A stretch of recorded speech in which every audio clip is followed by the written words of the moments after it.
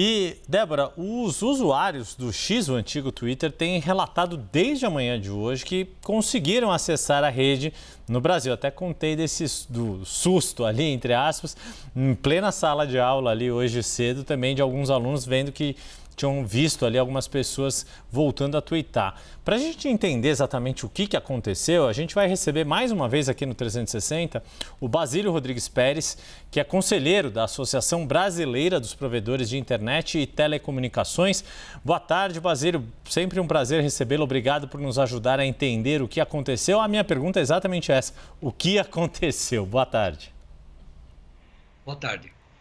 Bom, o que aconteceu basicamente é o seguinte, o aplicativo X fez uma atualização durante essa noite para uma versão nova e nessa aplicação ele passou a acessar um serviço que é conhecido como proxy reverso, que são CDNs, do Cloudflare no caso, e também tem outros menores que também são acessados. Então o próprio aplicativo passou a acessar através de outras redes que não a própria rede do X. Isso foi basicamente o que aconteceu. Agora eu vou chamar aqui a Jussara Soares, que ela também tem uma pergunta para o senhor, Basílio. Boa tarde para o senhor. Pois não. Boa tarde, Basílio. Minha dúvida é o seguinte, essa atualização, essa mudança no aplicativo X, ela já era prevista, ela é comum ou pegou todo mundo de surpresa? As aplicações dos aplicativos são normais, eles costumam acontecer com frequência de todos os tipos de aplicativos, por questões de segurança, por questões de modificação no software para melhorar algum tipo de funcionamento que não estava correto. Então, e elas são automáticas. Então, como o X resolveu fazer uma atualização nova, o X fez uma modificação no aplicativo, e durante a noite os celulares simplesmente verificam se tem algum aplicativo desatualizado e automaticamente atualiza. Isso é uma coisa que, do ponto de vista do usuário, acontece automaticamente. Não há como o usuário, a não ser que o usuário bloqueie para que nunca tenha atualização, mas isso é muito raro de acontecer. Normalmente o usuário deixa atualizar, até por uma questão de segurança, para garantir que está tudo funcionando.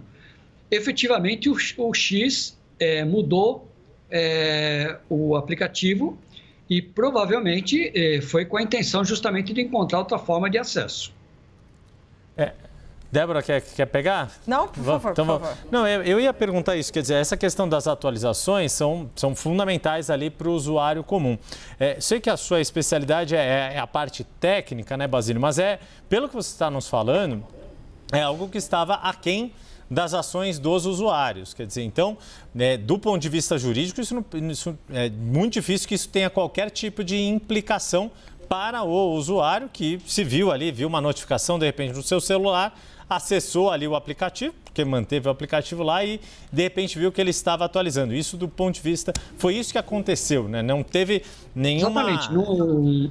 O bloqueio que foi solicitado foi feito, inclusive, como nós conversamos da vez anterior, foi feito o bloqueio de DNS, depois foi feito o bloqueio também através da própria rede, que deu um certo trabalho por causa da complexidade da rede do X, só que agora eles não estão usando a rede do X, eles estão usando um serviço do Cloudflare, que é um serviço de uma nuvem que está no mundo todo e que tem 24 milhões de domínios de sites dentro dessa rede.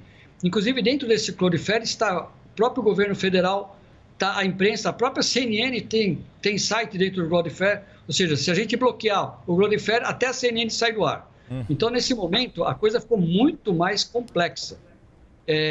O que nós temos orientado os provedores neste momento é aguardar orientação da Anatel ou da Justiça do que fazer, porque assim, na verdade, o que nós tínhamos orientação para fazer foi feito.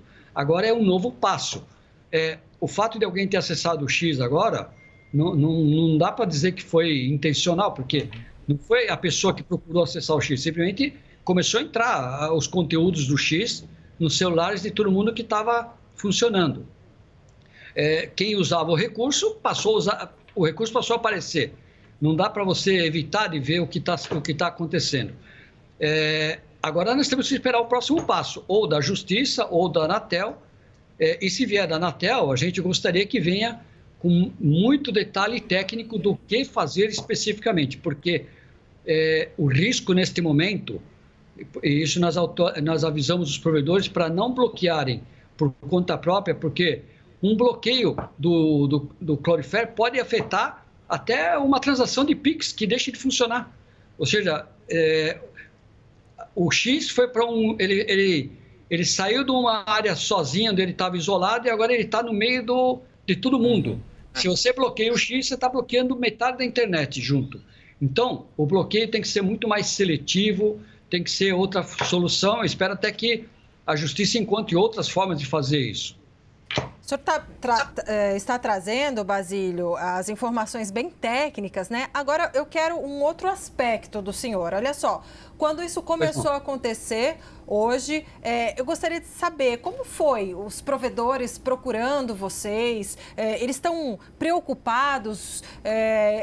Esse compasso de espera, né? Essa orientação que vocês deram para os provedores do compasso de espera, mas eu quero entender um pouco como é que foi a reação dos próprios provedores, com medo ali de estar incorrendo em algum descumprimento judicial, enfim, como é que foi esse diálogo entre vocês?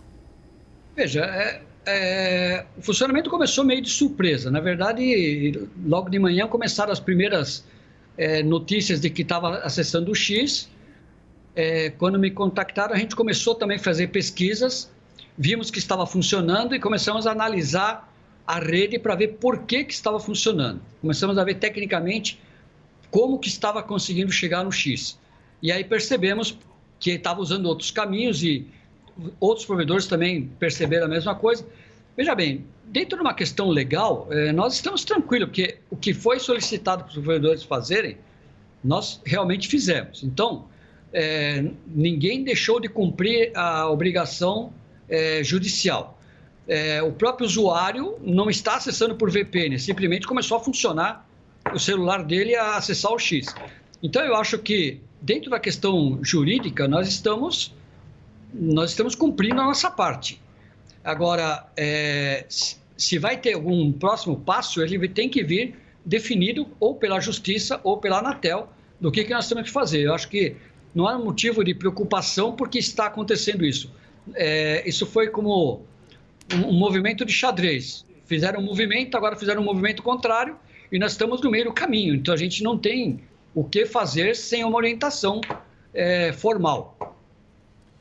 Basílio, deixa eu passar a Jussara, tem uma última pergunta para a gente encerrar. Basílio, bem rapidamente, só para a gente entender, por que algumas pessoas já estão conseguindo acessar o X e outras pessoas ainda não? Mesmo ou no Wi-Fi ou pelo 5G. Por que tem essa diferenciação até esse momento? A diferença é dentro daquilo que eu cheguei a explicar na última vez. É a questão do DNS, da resolução de nomes, os serviços de DNS. Tem muitos serviços de DNS que estão bloqueados, mas tem muitas redes e muitos usuários que acessam DNS públicos, DNS do Google e do próprio Cloudflare. Que existem DNS públicos que eles são muito melhores de usar do que os próprios DNS que estão nos provedores. Então, qualquer rede, qualquer usuário que esteja usando um DNS público vai acessar o X. Isso não tem como evitar. Porque esse DNS público, ele não está dentro do Brasil. Ele é uma coisa mundial. Então, teria que mandar bloquear a nível mundial o X. Não dá para fazer isso.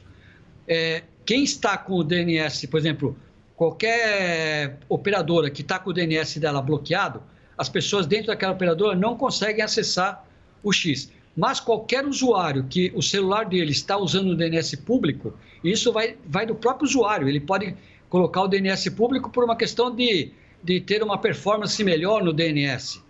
E aí ele acaba acessando. Ou seja, nesse momento, os bloqueios estão funcionando ou bloqueando. A diferença está no DNS que está sendo usado.